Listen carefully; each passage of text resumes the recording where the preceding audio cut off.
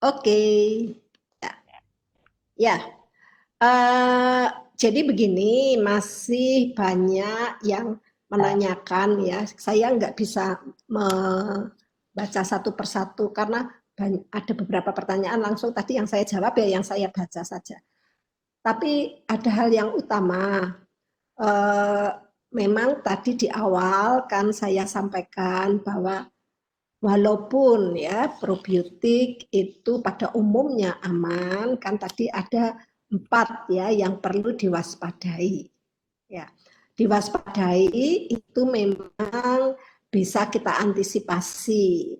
Misalnya untuk translokasi itu kan sudah dilakukan penelitian pendahuluan ya sehingga bakteri itu tidak boleh menyerang sel epitel. Itu sudah harus ada pembuktiannya. Hanya saja seperti jiji itu tadi sampai masuk ke darah kan mungkin karena epitelnya sudah rusak terus dia ikut-ikut masuk. Tapi dia bukan strain yang memang menyerang epitel. Itu memang bisa seperti itu.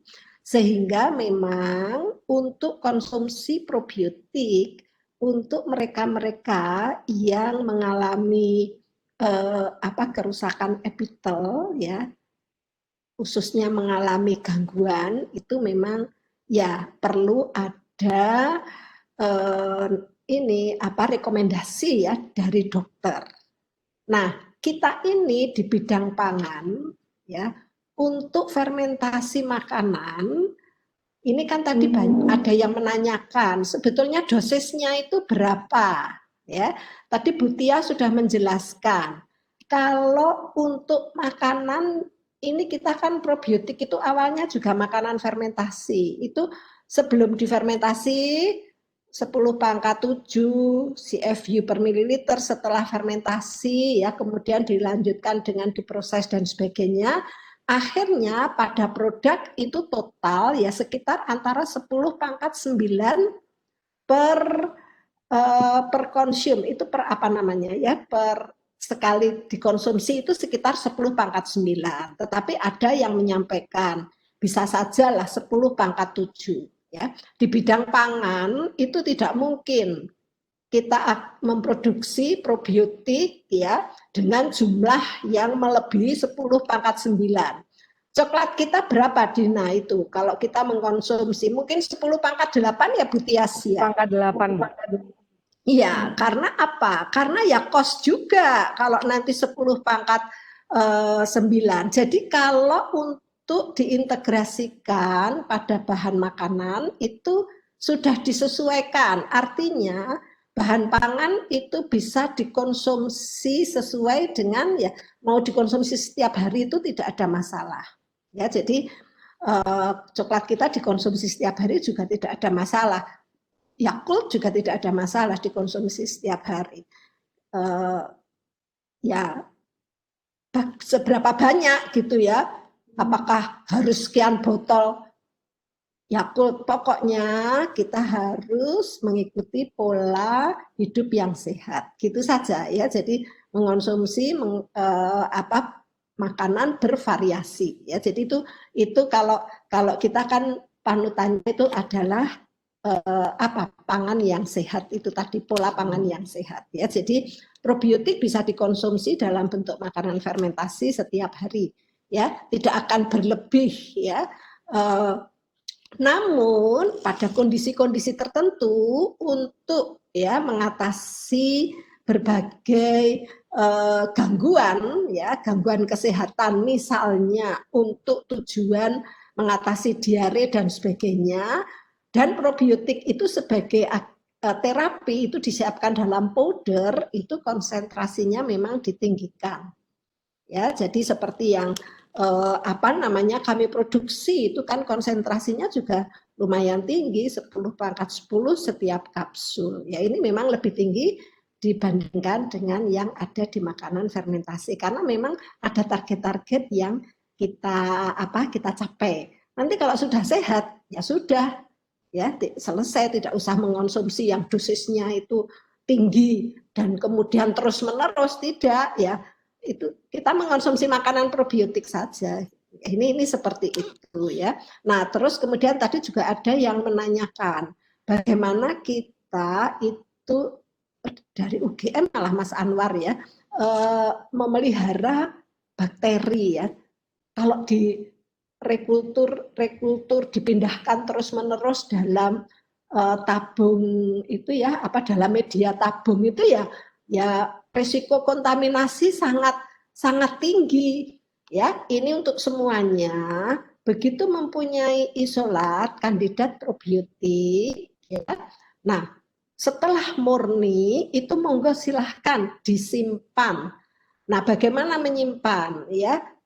Ini ya juga belum sesuatu yang baik ya. Disimpan itu dalam praktikum itu kan ada ya, disimpan dalam Bu Tias, gliserol gitu ya. Ya paling baik kan dengan gliserol ditambah skim milk gitu ya. Jadi setelah itu ya tumbuh di dalam ada koloni-koloni, itu koloninya langsung diambil terus dimasukkan saja dalam gliserol mungkin 10% dan skim milk 10% gitu ya. Saya agak lupa gitu ya.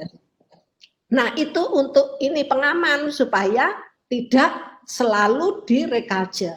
Namun kami sarankan silahkan liofilisasi, disimpan dalam ampul. Ya, bagi para peneliti di sini yang ingin menyimpan dalam ampul, itu kami FNCC itu juga memberi fasilitas. Mau datang sendiri ke sini membawa kulturnya juga boleh, mau diampulkan di sini itu juga boleh gitu ya. Karena apa? Kalau sudah disimpan dalam ampul itu puluhan tahun tidak berubah. Sehingga itu sudah disiapkan dulu dalam ampul gitu ya. Jadi ini seperti itu ya. Jadi monggo silahkan FNCC bisa membantu untuk ini tadi mengampulkan ya isolat-isolat yang dimiliki oleh para peneliti. Bu Tias, monggo silahkan Bu Tias dulu. Ini kok saya terus batuk-batuk. Ya, saya kira sudah besarkan sudah sama ya Bu Trisa. Ini ada satu ya yang dari Bu Ines itu menanyakan terkait dengan ini pembuatan powder probiotik itu yang memang freeze drying itu mahal ya. Jadi banyak Bu juga penelitian-penelitian itu yang menggunakan spray drying, ada yang menggunakan oven vakum. Yang penting itu adalah kita mengatur kondisinya, mengatur pelindungnya gitu supaya ya pasti ada kematian ya, tetapi untuk mengurangi kematian itu. Jadi memang harus dicoba juga Bu, tetapi itu mungkin menggunakan cara pengeringan yang selain freeze drying. Ya, dan itu juga harus dilakukan untuk masing-masing strain ya, karena mungkin berbeda ketahanannya ya seperti itu. Kita pernah waktu itu ya, sudah lama sekali ya Bu Trisa, tapi kita waktu itu membuat powder untuk starter yogurt waktu itu ya, tapi ya hampir sama ya, maksudnya itu lumayan bagus Bu, jumlahnya itu masih tinggi. Jadi seperti itu. Terus ada juga yang menggunakan itu ditambah penyalut kemudian dengan pengering oven vakum. Nah, itu memang harus dicoba, tapi sangat mungkin. Jadi karena berbagai macam pelindung itu kan macam-macam ya. Misalnya ada yang ditambah samglutamat lah, ada yang pakai maltodextrin dan sebagainya. Ya bisa Bu, itu saya kira. Terima kasih. Ya, saya kira itu Bu Mbak Dina. Yang lain saya kira sudah terjawabkan tadi semuanya ya. Ya, tadi tuh Bayu. Ya intinya Bayu, tetap hidup, kita berusaha bagaimana tetap hidup. Ya artinya ada penurunan tapi masih mungkin kan jumlahnya masih cukup tinggi. Mas Kalau Bayu, untuk spray dryer ini ada yang nanya, itu biasanya seperti maltodextrin, skim ini juga kebetulan ada mahasiswa bimbingnya Bu Risha dan saya itu juga menggunakan spray dryer. Itu sedang melakukan juga. Bisa itu Bu juga. Biasanya menggunakan penyalutnya seperti maltodextrin atau skim gitu. Ya, saya kira itu. Terima kasih Mbak Dina. Ini tadi Mas Bayu menanyakan mengenai itu tadi pengawet yang bisa dipakai gitu ya. Ternyata setelah saya baca-baca itu kok ada produk yang dibuka tutup itu bagaimana kondisi probiotiknya gitu ya. Nah, begini, tadi saya kan agak kehilangan arah. Ini yang ditanyakan itu produk apa ya kok ada buka tutup. Ternyata itu susu formula probiotik. Powder, Jadi ya, ya powder, kami kan juga memproduksi powder ya. Apabila itu powder itu bukan probiotik sel terus dikeringkan, tidak, itu banyak apa itu sudah diinkapsulasi ya. Tadi makanya saya sampaikan ada jurnal itu yang memang menyampaikan berbagai macam agensia untuk itu enkapsulan gitu ya. Nah, kenapa? Supaya bakteri yang sudah terenkapsulasi itu tidak mudah ya, khususnya terhadap lingkungan ya, perubahan terutama itu perubahan kelembaban ya. Kalau suhu kan ya jarang ya perubahannya. Nah, khusus untuk susu formula ini memang yang perlu dijaga. Pabrik itu sudah mengatur kadar air ya. Kok kadar air, water activity itu serendah-rendahnya, apalagi kalau bisa kita buat 0,4 itu aman. Aman itu artinya nggak usah dikasih pengawet. 0,4 itu ya nggak ada jamur yang paling tahan terhadap kekeringan pun itu tidak akan tidak akan tumbuh. Nah, kadang kita sebagai konsumen itu yang agak teledor gitu ya. Jadi dibuka mengambil itu penyiduk gitu ya, nyiduk powder tapi sendoknya misalnya basah ya.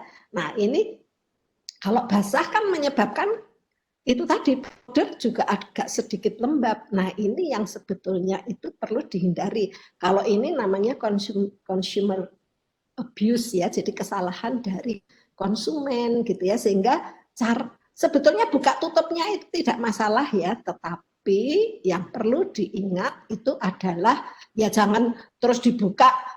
Ya pokoknya kalau sudah dibuka ya segera diselesaikan dikonsumsi gitu ya. Kalau susu formula untuk bayi ya terus dipakai terus begitu ya, ditutup dengan kedap dan ingat jangan sampai kelembabannya naik, atau itu tadi caranya adalah sendok-sendok yang digunakan itu harus betul-betul kering ya, supaya tidak ada perubahan AW di dalam produk ya. Kalau produk kering itu enggak perlu pengawet ya, karena apa? AW-nya itu sudah rendah. Gitu ya. Jadi saya kira itu tadi seperti itu ya. Terus yang buka tutup itu tadi sudah. Ya, ini ada kalau memakai spray dryer sebagai alternatif ya. Penyalut apa ya? Kita banyak ya penelitian ya dengan spray dryer itu ya. Ada Dina dulu kamu penyalutnya apa Dina dulu? Dina kan dulu juga melakukan penelitian toh? Halo Dina. Iya Bu. Apa kamu penyalutnya waktu itu? Dulu penyalutnya saya menggunakan tepung tapioka. Oh, tepung tapioka, iya. Apa? Terus maltodextrin. Biasanya itu.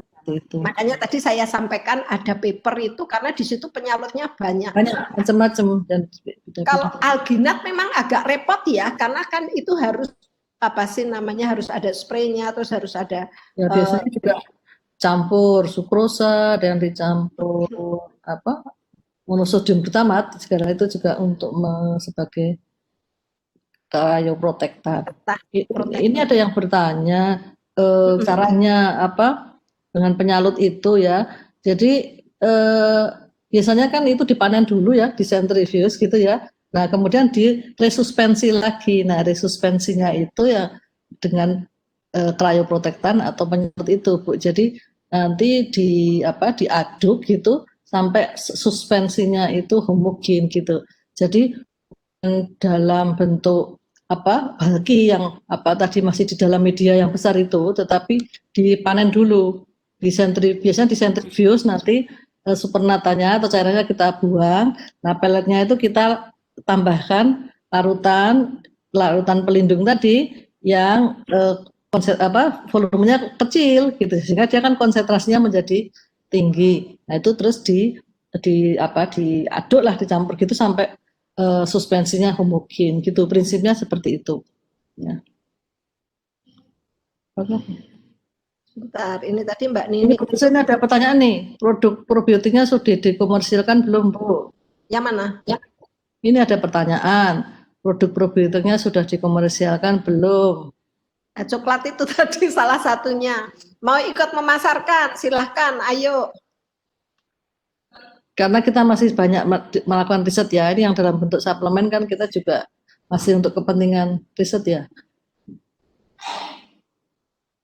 Bentar, tadi itu Bu Nini itu menanyakan tentang apa ya, baik, sebentar ini kok nggak bisa turun ya Din ya, gimana caranya itu ya menurunkan itu ya. Saya kopikan aja ya Bu pertanyaannya. Tanya Bu Nini itu tadi loh kok. Ya. Iya, ada tadi dari Bu Nini tadi.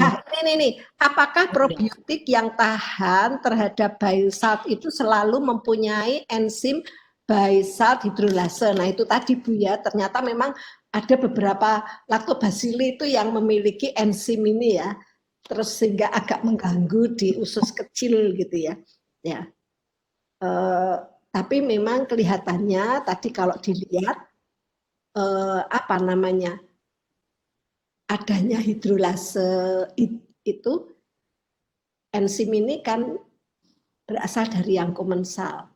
Ya memang harus diuji ya Bu ya. Saya tidak bisa membuktikan gitu ya. Jadi gitu. itu memang banyak publikasi menunjukkan bahwa Lactobacillus plantarum itu punya bakteri, punya enzim menghidrolisis bile salt. Jadi masuk akal gitu loh. Kan itu sesungguhnya bile salt itu kan sebagai pelindung gitu kan terhadap patogen dan sebagainya. Makanya kan bakteri asam laktat kalau mau probiotik kan salah satunya kan dicek ketahanan terhadap bile salt ya. Logikanya dia kalau punya enzim bile salt hidrolase kan dia akan menghidrolisis bile salt itu sehingga bile salt itu menjadi tidak toksin. Makanya dia bisa lolos gitu. Ya, tapi kita belum pernah menguji apa enzim ini kan juga saya meyakini bakteri asam laktat itu tidak akan memanfaatkan apa namanya tadi ya bile salt gitu ya. Ya bukan, gini, dia itu kan inducible. Jadi waktu dia masuk terus habis itu ada bile salt, dia akan terindus untuk memproduksi. Tapi kan sebentar lewat tuh. Lah ya, itu aja paling kenapa kok dia bisa tahan apa kan itu salah satunya mungkin karena memang ada beberapa paper yang menunjukkan plantarum, beberapa plantarum itu mempunyai gitu. Tapi target plantarum itu site-nya kan di kolon ya. Di kolon itu memang ya terus tidak ada peranan. Enggak.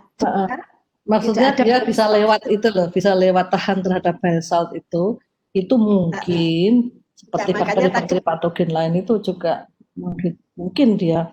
Tapi belum pernah kita teliti sih, tapi paper kan ada itu nanti bisa dilihat gitu. Kalau yang tadi disampaikan itu yang menjadi masalah terus kemudian ada gangguan itu di usus kecil ya.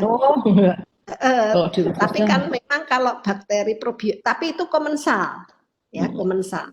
Ya memang dia ada di usus ya. Tapi kalau probiotik itu kan tujuan akhirnya itu kolon ya, sehingga mungkin tidak terlalu, makanya kan disampaikan juga tidak terlalu berperanan untuk menghidrolase itu tadi bile salt. Ya, taulah. Perlu dianu Bu, mari kita pelajari ya. Ya, kalau begini nih kan terus kita bisa tambah-tambah ini. Bu Nini nanti tahun depan nggih, Bu Nini plus teman-teman itu S3 gantian yang presentasi. Nggih. Pokoknya sekarang ini nanti kita akan membuat suatu cara sehingga kita bisa berbagi pengalaman, berbagi ini apa namanya penelitian yang dilakukan. Silahkan nanti teman-teman yang dari luar UGM, dari luar Jawa itu menyampaikan kalau kita kan kita belum saling mengenal. Ini kan nanti kita bisa mengambil para pembicara ya, Bu Tias ya dari. Dina sudah punya ini toh apa istilahnya ya, alamat-alamat lengkapnya.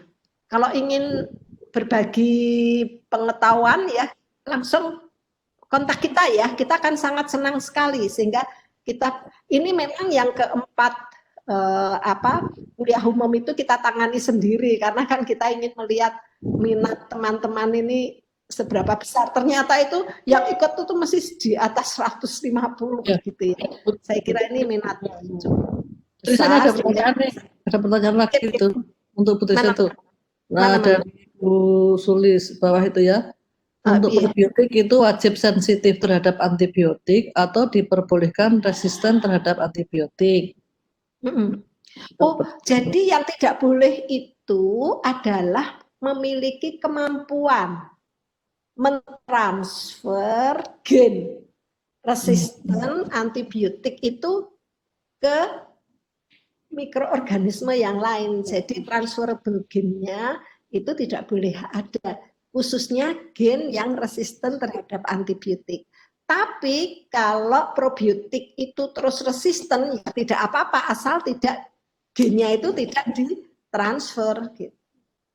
Kan apa repotnya itu kalau sudah resisten, misalnya resisten terhadap apa tadi beta lactam ya, gennya juga dapat ditransfer. Nah ini kan nanti di kolon itu kan dengan triliunan bakteri bisa saja probiotik yang kita konsumsi malah bagi-bagi gennya itu ke bakteri yang lain, apalagi kalau yang dibagi itu bakteri patogen. Nah ini makanya di dalam persyaratan itu disampaikan tidak boleh memiliki transferable gen khususnya yang memiliki resistensi terhadap antibiotik. Ya, jadi kalau dia sendiri sih asal tidak transferable gennya tidak apa-apa. Ya, terus apa lagi? Bagaimana cara mengetahui probiotik kita sudah memberikan dampak kesehatan? Parameter apa yang secara umum mudah diamati? Bu Sulis Mbak Sulis ini sudah mengonsumsi probiotik. Kalau belum ya coba nanti mengonsumsi terus ini sendiri dirasakan sendiri. kalau saya itu ya tergantung dari ini sendiri apa namanya apa ya? Misalnya BAB, nah gitu kan, seperti itu Bu. Terus kalau saya mungkin pengalaman anak saya, anak saya itu dari kecil sekali itu sampai segede sekarang itu kan dia selalu minum SMA itu selalu minum probiotik itu 2 kali sehari.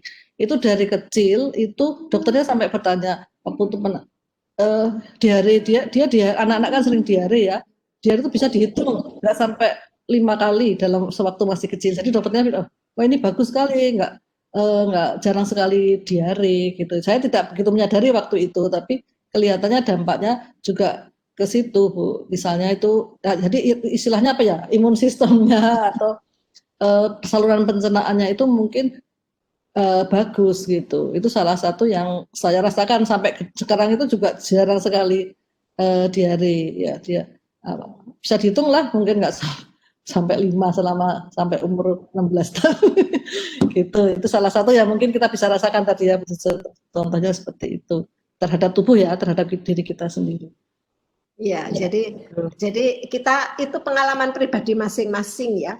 Ini ya juga tidak promosi, tapi ya memang kenyataan rumah saya itu karena kita belum bisa memproduksi probiotik sendiri, tapi yang jelas saya selalu mengonsumsi pada saat ada clinical trial yang sedang kami lakukan. Jadi saat ini ya saya mengonsumsi ini tadi powder probiogama itu sudah berapa mungkin sebulan itu saya selalu mengkonsumsi ya manfaatnya yang saya rasakan itu ya sangat pribadi karena saya sendiri itu punya gangguan masalah dengan ini tadi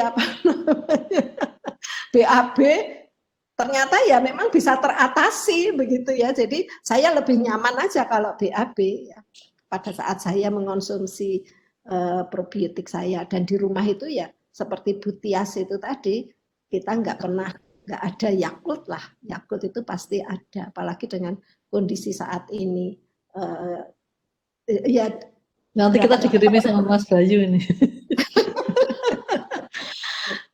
Yakult, pokoknya itu tadi lah fermented drink itu di Almari Es itu mesti ada gitu ya. Jadi ya itu memang sudah menjadi bagian dari itu tadi apa namanya pola makan kita gitu ya. Jadi ini tidak ada unsur apa promosi. Kalau Dina mesti di refrigeratornya ada coklat, ada Cobio ya. Oke, silahkan. Lanjut Dina.